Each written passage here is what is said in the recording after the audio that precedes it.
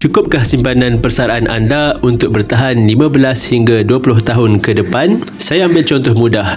Jika anda bersara dengan simpanan KWSP sekitar RM600,000, angka itu nampak besar pada hari pertama persaraan.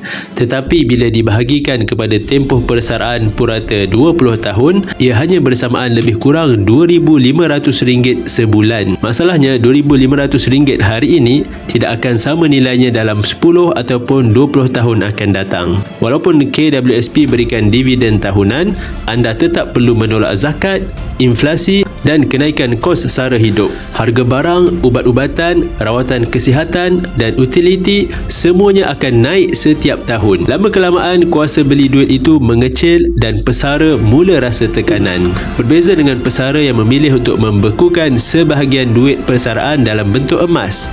Jika anda memerlukan sekitar RM2,500 sebulan, anda boleh jadikan 5 gram emas sebagai belanja bulanan. Simpan dalam bentuk gold bar 5 gram dan jual hanya bila diperlukan setiap bulan. Atau anda boleh simpan dalam bentuk 20 gram dan jual setiap 4 bulan.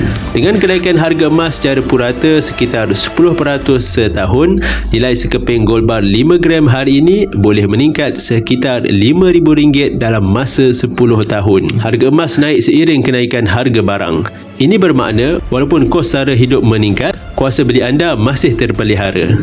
Inilah sebabnya ramai pesara di seluruh dunia jadikan emas sebagai pelindung simpanan. Duit kertas susut nilai, emas kekalkan nilai.